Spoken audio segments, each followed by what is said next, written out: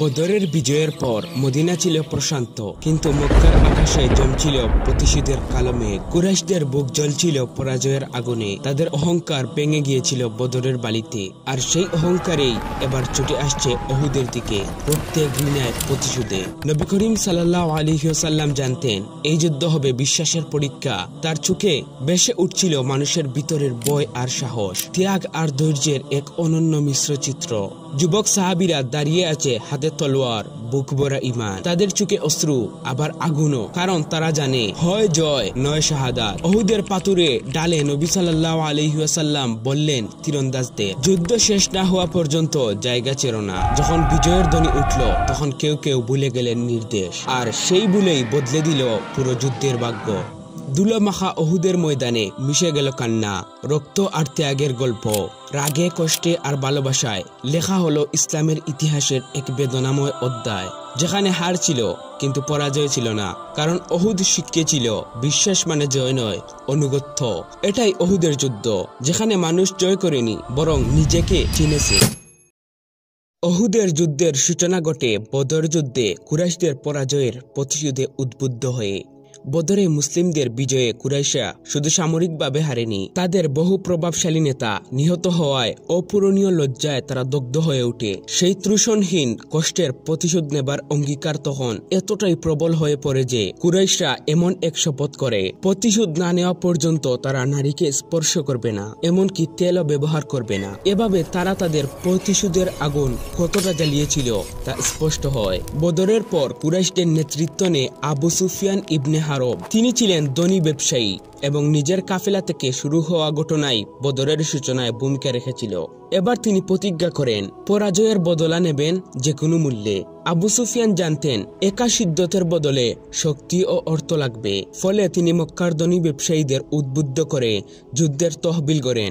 বলা হয় 1000 উট ও 50,000 দিনার পর্যন্ত হিসাব ছিল, যা যুদ্ধের প্রস্তুতিতে ব্যয় করা হয়। কেবল মক্কার সেনা দিয়ে কাজ চলবে না ভেবে তিনি আশেপাশের গোত্র থেকেও যোগ করেন।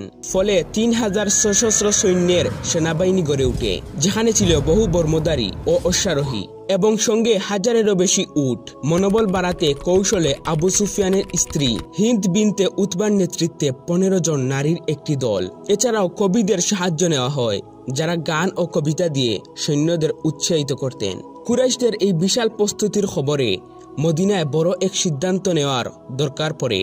প্রথমে মদিনার প্রবীণরা শহরের ভিতরেই প্রতিরক্ষা করার পক্ষে ছিলেন। প্রাচীর ভিত্তিক শহর রক্ষা করা সামরিকভাবে যুক্তিযুক্ত মনে হতো, কিন্তু বিশেষ করে যারা বদরে অংশ নিতে পারেননি, তারা বাইরে গিয়ে সম্মুখীন হওয়ার দাবি তুলেন। তাদের উদ্বেগ ছিল, যদি আমরা শহরে লুকিয়ে থাকি, কুরাইশরা আমাদের দুর্বল মনে করবে।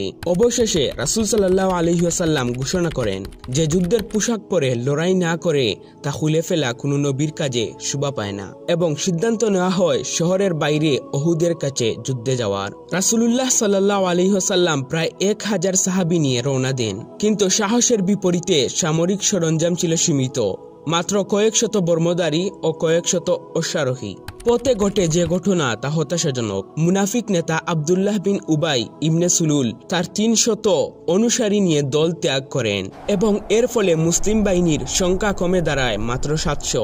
সংখ্যাগত অসাম্য থাকা সত্ত্বেও রাসূলুল্লাহ সাল্লাল্লাহু আলাইহি ওয়াসাল্লাম ও তার অনুসারীরা আল্লাহর উপর বর করে সীমিত অস্ত্র ও সরঞ্জাম নিয়ে সাহসিকতার সঙ্গে উহুদের দিকে এগোয়। সেই পদচারণায় ইতিহাসে উহুদের যুদ্ধের পথে একটি নৃশংস এবং স্মরণীয় অধ্যায় শুরু করে। উহুদের যুদ্ধের সকালে বাতাসে ছিল এক অদ্ভুত উত্তেজনা।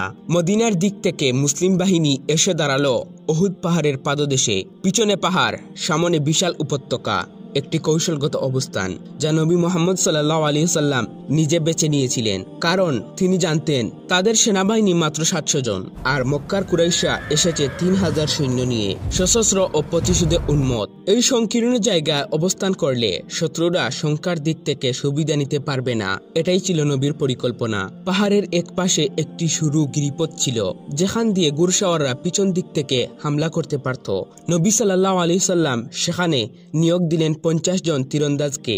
নেতৃত্বে ছিলেন আব্দুল্লাহ ইবনে জুবায়ের। তাদের দায়িত্ব ছিল শুধু একটাই, মুসলিম বাহিনীর পিছন রক্ষা করা। নবী সাল্লাল্লাহু আলাইহি সাল্লাম তাদের কঠোর নির্দেশ দিলেন, আমরা জিতি বা হারি তোমরা অবস্থান ছাড়বে না, এমনকি যদি দেখো আমরা পরাজিত হচ্ছি তবুও তোমরা তোমাদের স্থানেই থাকবে।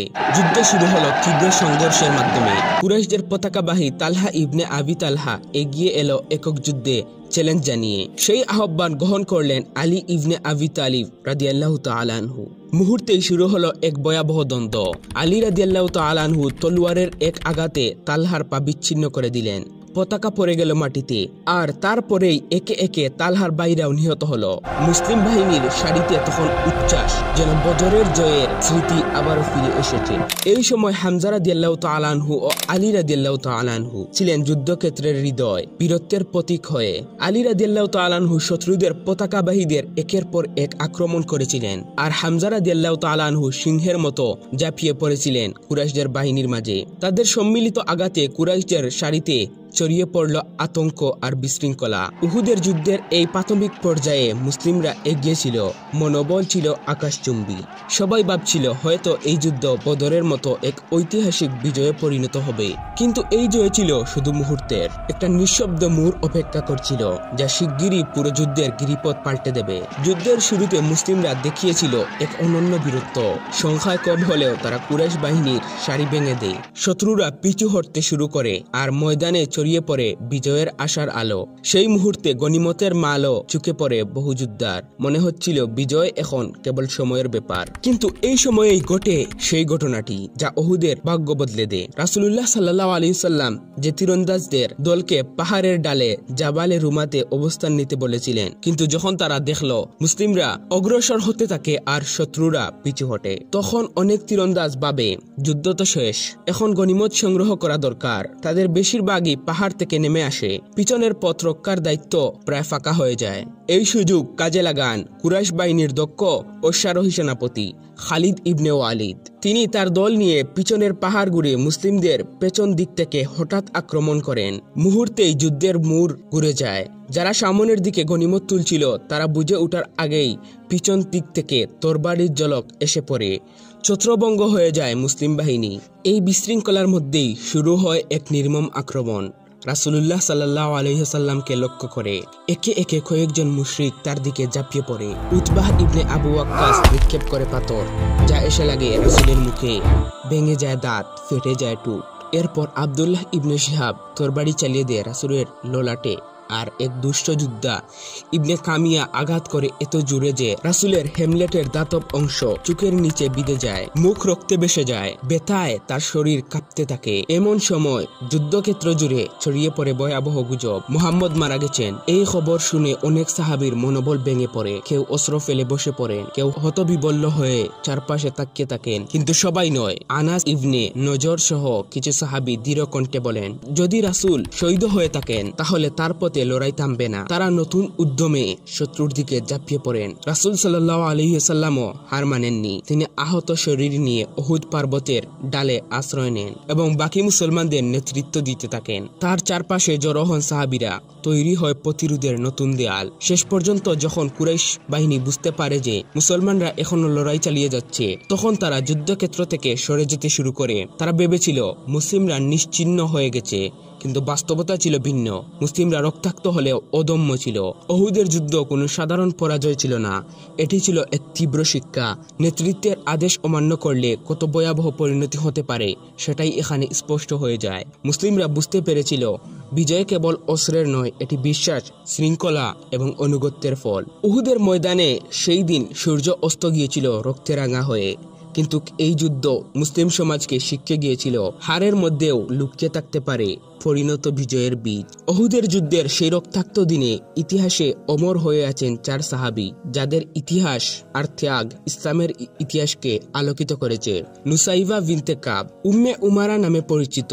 শুরুতে আহত যোদ্ধাদের সেবা করছিলেন, কিন্তু যখন নবীজি সাল্লাল্লাহু আলাইহি ওয়াসাল্লাম বিপদের মুখে পড়লেন, তখন তিনি নিজেই অস্ত্র তুলে নেন। স্বামী ও 2 সন্তান সহ তিনি নবীজিকে রক্ষা করতে প্রাণপণ লড়লেন। শরীরে 13টি আঘাত পেলেও থামেননি। নবীজি সাল্লাল্লাহু আলাইহি ওয়াসাল্লাম বলেছেন, যেদিকেই তাকাই দেখি উম্মে উমারা আমাকে রক্ষা করছে। আবু দুজনা ছিলেন উহুদের নির্ভীক যোদ্ধা। নবীজি সাল্লাল্লাহু আলাইহি ওয়াসাল্লাম এর তলোয়ার হাতে নিয়ে তিনি প্রতিজ্ঞা করেন, এর হক আদায় করবেন। লাল পাগড়ি পরে তিনি নবীজির সামনে ডাল হয়ে দাঁড়ান। পিঠে অসংখ্য আঘাত সহ্য করেও তিনি 1 ইঞ্চি পিছু হটেননি। তালহা ইবনে উবাইদুল্লাহ রাদিয়াল্লাহু তাআলা আনহু ছিলেন জান্নাতের সুসংবাদপ্রাপ্ত সাহাবীদের একজন। নবীজি সাল্লাল্লাহু আলাইহি সাল্লাম আহত হলে তিনি নিজের কাঁধে তুলে পাহাড়ে নিয়ে যান। 70-এরও বেশি ক্ষত আর পঙ্গু হাত নিয়েও তিনি যুদ্ধ চালিয়ে যান। নবীজি তাকে বলেছিলেন যে জীবিত শহীদ দেখতে চাও সে যেন তালহাকে দেখো। মুসআব ইবনে উমাইর রাদিয়াল্লাহু তাআলা আনহু ছিলেন ইসলামের প্রথম দূত ও পতাকাবাহী। যুদ্ধের মাঝে একে একে 2 হাত হারান, তবুও বুক দিয়ে পতাকা আঁকড়ে রাখেন। শেষমেশ শহীদ হন। পতাকা তার বুকেই থাকে।